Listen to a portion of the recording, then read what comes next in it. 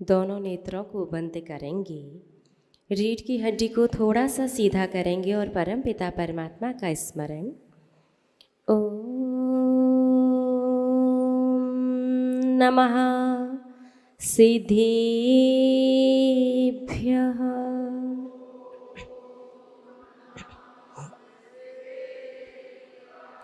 ओम नमः सिद्धेभ्यः।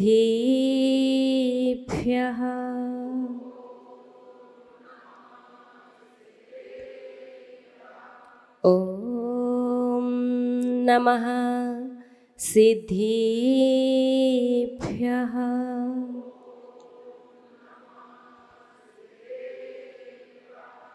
तुभ्यं नमस्ते भुवनार्तिहराय नाथ।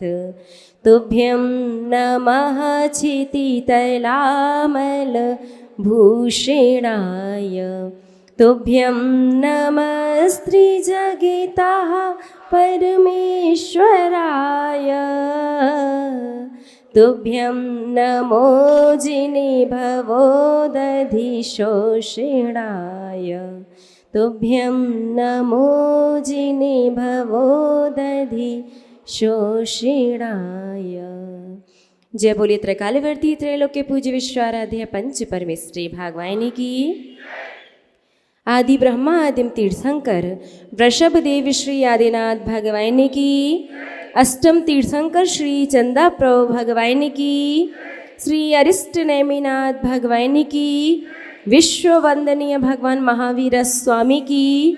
परम गुरु परम पिता परमात्मा 1008 श्री सीमंदर स्वामी भगवानी की। 20वीं सदी के प्रथमाचार्य चारित्र चक्रवर्ती आचार्य भगवंत श्री शांति सागर जी मुनि महाराज जी की। अभीक्ष ज्ञानोपयोगी पूज्य गुरुदेव आचार्य श्री वसुनंदी जी मुनि महाराज जी की। रत्नत्रयधारी तपोधन श्रेष्ठ मम शिक्षा गुरु परम श्रद्धेय गणनीयारिका श्री सौम्य नंदिनी माता जी की। अहिंसा प्रधान श्रीमद जैन धर्म की। परम पूज्य 105 आरिका सुयोग्य नंदिनी माता जी की। आरिका संघ की। धर्म स्नेही आप सभी भव्य महानुभाव, एक बार एक छोटा सा बच्चा अपनी माँ के साथ बाजार गया था और जब माँ एक दुकान से कुछ सामान खरीद रही थी,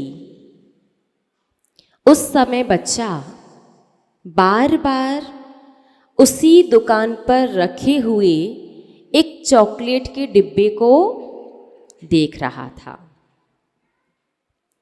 उस दुकानदार ने भी बच्चे को चॉकलेट देखते हुए देखा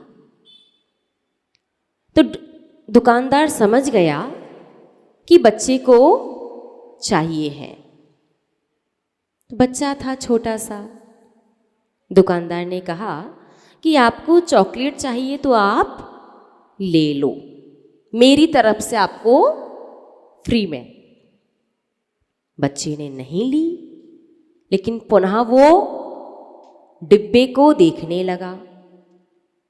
दुकानदार ने फिर से कहा बेटा ले लो, फिर भी नहीं ली। तीसरी बार फिर से कहा, तब भी उस बच्चे ने चॉकलेट नहीं ली। दुकानदार को थोड़ा सा लगा शायद संकोची स्वभाव का बच्चा होगा, तो दुकानदार ने अपने हाथ से चॉकलेट निकाली और बच्चे को दे दी। दुकान से वापस लौटते समय उस बच्चे की माँ ने पूछा कि बेटा जब तुम्हें चॉकलेट चाहिए थी और अंकल जी कह रहे थे तो तुमने चॉकलेट क्यों नहीं ली? तो बच्चे ने बड़ा अच्छा सा जवाब दिया।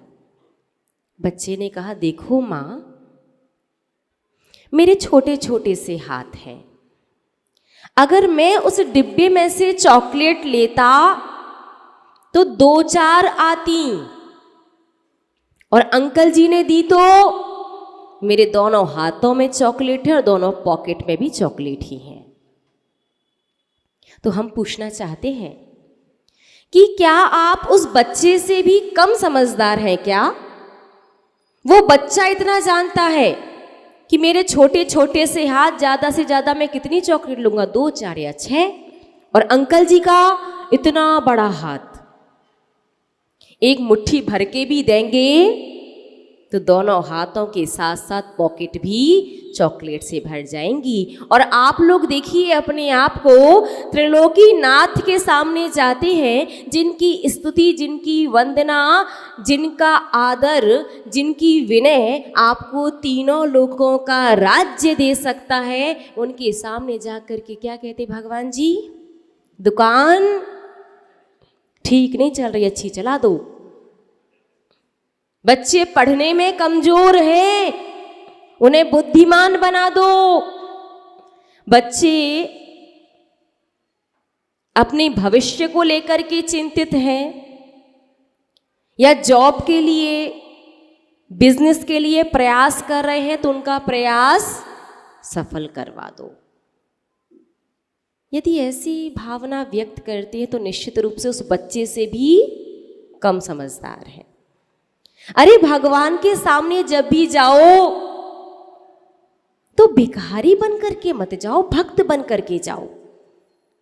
वो त्रिलोकी नाथ हैं, उनकी भक्ति से सब मिलेगा, सब होगा।